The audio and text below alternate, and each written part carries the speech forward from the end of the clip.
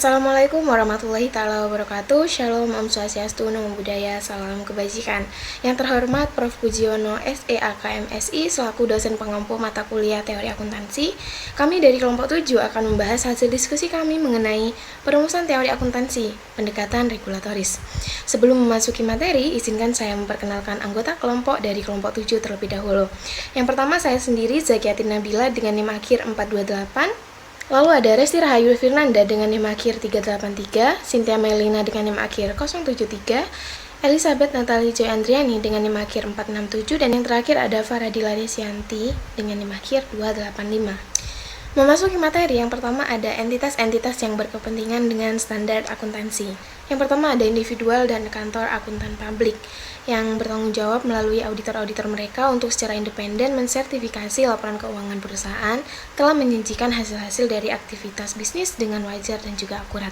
Lalu yang kedua ada American Institute of Certified Public Accounting atau AECPA yang merupakan organisasi pengkoordinir profesional bagi para praktisi CPA di AS. Lalu yang ketiga ada American Accounting Association atau AAA yang merupakan organisasi para akademisi akuntansi dan setiap individu yang tertarik dalam peningkatan praktik dan juga teori akuntansi. Yang keempat ada Financial Accounting Standard Boards atau FASB yang menggantikan APB di tahun 1973 sebagai badan yang bertanggung jawab untuk membuat standar akuntansi. Lalu yang kelima ada Securities and Exchange Commissions atau SEC yang dibentuk oleh UU Kongres pada tahun 1934. Lalu yang keenam ada organisasi profesional lainnya. Organisasi ini secara aktif terlibat dalam pembuatan standar akuntansi di negaranya masing-masing. Lalu yang ketujuh ada para pengguna laporan keuangan. Ada 3 macam. Yang pertama, pengguna langsung yang terdiri dari pemilik perusahaan dan pemegang saham, kreditor, manajemen perusahaan, otoritas perpajakan, pekerja, dan juga para pelanggan. Lalu ada pengguna tidak langsung meliputi. Yang pertama, ada analis dan penasihat keuangan, bursa saham, pengacara, pihak yang berwenang, asosiasi perdagangan, dan juga serikat pekerja. Lalu yang terakhir ada konstituen dari lingkungan pelaporan keuangan. Nah, ini biasanya termasuk para investor, baik yang aktif atau pasif, yang profesional ataupun non-profesional. Lalu termasuk juga perantara informasi yang terdiri dari analis keuangan, agen pemeringkat obligasi, agen pemeringkat saham, layanan penasihat investasi, dan juga perusahaan piala. Lalu yang ketiga ada para regulator yang terdiri dari FASB, lalu SEC, dan juga Kongres. Lalu yang keempat ada manajemen yang terdiri dari perusahaan besar maupun perusahaan kecil. Dan yang terakhir ada auditor, baik auditor nasional ataupun lokal ataupun praktik SEC versus praktik non-SEC. Oke, yang terakhir ada 3 jenis laporan keuangan yang dapat dibuat. Yang pertama ada laporan keuangan untuk tujuan umum. Nah, laporan ini disusun untuk memenuhi kebutuhan informasi keuangan secara luas bagi para pengguna eksternal, seperti investor, kreditur, pemerintah, dan juga masyarakat umum. Lalu ada yang kedua ada laporan keuangan untuk tujuan khusus yang memenuhi kebutuhan dari kelompok pengguna tertentu. Nah, ini disusun untuk memenuhi kebutuhan informasi keuangan tertentu dari kelompok pengguna yang lebih spesifik, seperti pihak manajemen, pihak usaha, atau pihak yang memiliki kepentingan khusus. Lalu yang terakhir ada pengungkapan-pengungkapan yang berbeda menyajikan angka-angka yang berbeda untuk dipilih oleh para penggunanya, mengacu pada fleksibilitas dalam penyajian laporan keuangan, di mana perusahaan mungkin menyediakan berbagai informasi atau skenario yang berbeda untuk dipertimbangkan oleh para pengguna. Baik, untuk materi selanjutnya akan dilanjutkan oleh rekan saya. Di sini saya akan menjelaskan mengenai pihak yang berwenang menetapkan standar. Nah, regulasi pada umumnya diasumsikan akan diterima oleh industri terkait dan didesain serta dioperasikan dengan tujuan utama memperoleh keuntungan. Terdapat 2 kategori utama, yaitu ada teori-teori kepentingan publik. Nah, teori ini berpendapat bahwa regulasi diberikan sebagai suatu jawaban atas permintaan publik akan perbaikan dari harga-harga pasar yang tidak efisien atau tidak layak. Yang kedua ada teori kelompok yang berkepentingan atau teori perebutan. Nah, di teori ini berpendapat bahwa regulasi akan diberikan sebagai jawaban atas permintaan dari kelompok dengan kepentingan khusus dengan maksud untuk memaksimalkan laba dari para anggotanya. Ada 2 versi utama dari teori ini. Yang pertama adalah teori regulasi kaum elit yang menguasai politik. Nah, teori ini menekankan penggunaan kekuatan politik untuk memperoleh kendali regulatoris. Nah, yang selanjutnya adalah teori regulasi ekonomi. Teori ini menekankan pada kekuatan ekonomi. Selanjutnya, apakah kita harus mengatur akuntansi? Nah, terjadi perdebatan mengenai apakah akuntansi sebaiknya diatur atau tidak.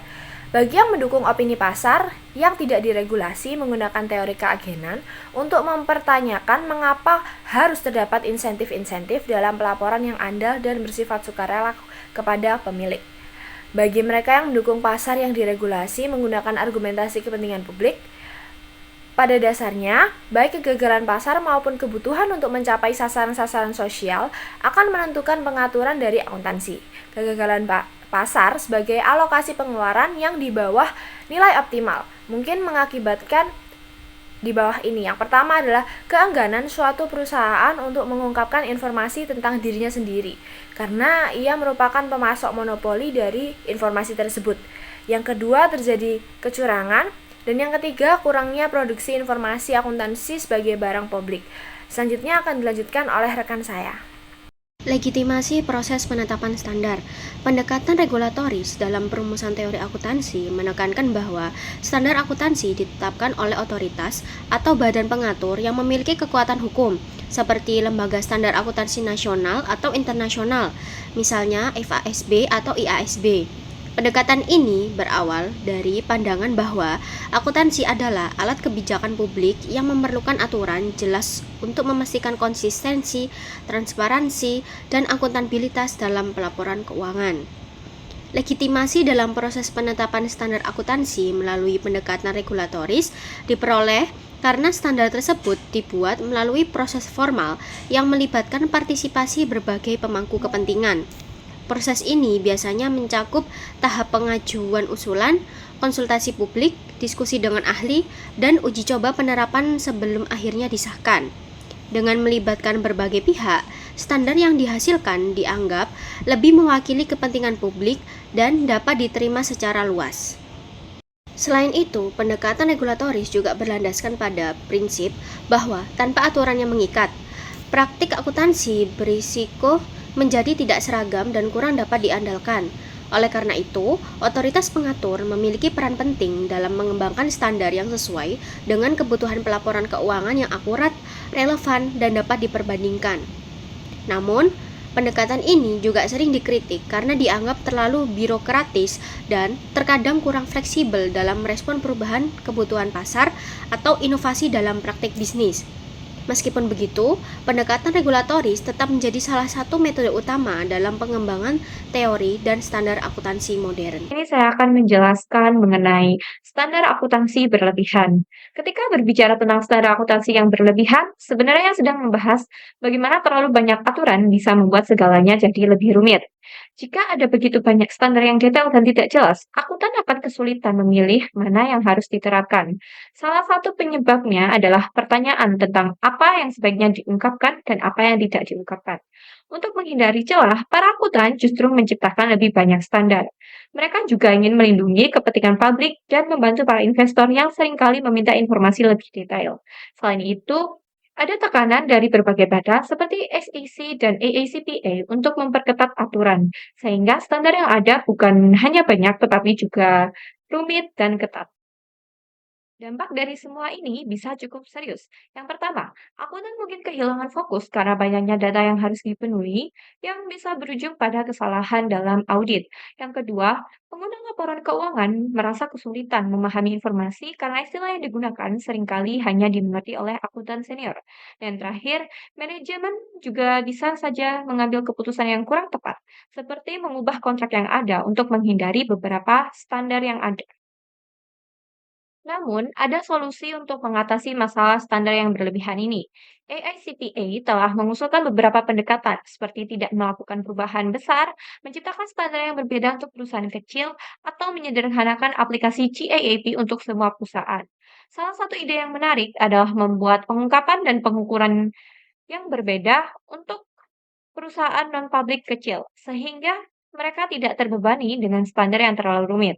Dengan pendekatan ini, perusahaan kecil bisa mendapatkan pengecualian dari detail-detail yang terlalu rumit. dan bahkan ada usulan untuk mengeluarkan laporan keuangan berdasarkan dasar komprehensif akuntansi lainnya. Ini semua bertujuan untuk meringankan beban bagi perusahaan non-publik kecil dan membuat laporan keuangan menjadi lebih mudah untuk dipahami. Selanjutnya yaitu materi pilihan dalam akuntansi. Di dalam situasi pasar yang tidak sempurna dan tidak lengkap, permintaan akan akuntansi dan regulasi akuntansi memberikan usulan bahwa pengungkapan akuntansi dan kontrak-kontrak yang berdasarkan atas akuntansi adalah merupakan cara yang paling efektif dalam mengatasi ketidaksempurnaan pasar. Pengungkapan akuntansi dan kontrak berdasarkan akuntansi adalah hasil dari suatu pilihan dalam akuntansi, sebuah pilihan yang dimaksudkan untuk mempengaruhi output dari sistem akuntansi dengan cara tertentu. Motivasi atau kategori sasaran yang dilakukannya dalam pilihan akuntansi antara lain: yang pertama, pembuatan kontrak; yang kedua, pemberian harga atas aktiva; yang ketiga, mempengaruhi pihak-pihak eksternal seperti Internal Revenue Service, regulator; yang keempat, pemerintah, pemasok, para pesaing, dan negosiator serikat buruh. Strategi penetapan standar bagi negara-negara berkembang. Karakteristik negara berkembang umumnya adalah memiliki sistem akuntansi yang secara relatif kurang memadai dan kurang dapat diandalkan, serta institusi-institusi yang umumnya baru dan belum teruji. Terdapat 4 jenis strategi penetapan standar bagi negara-negara berkembang. Yang pertama, pendekatan evolusioner.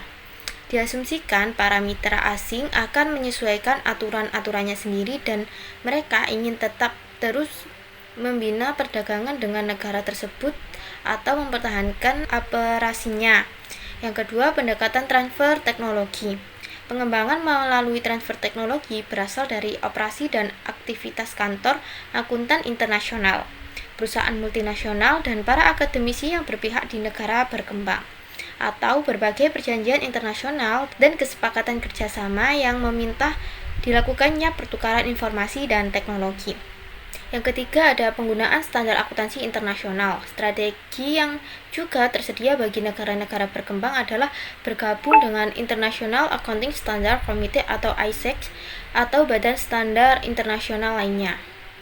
Yang keempat dan yang terakhir yaitu strategi situasional.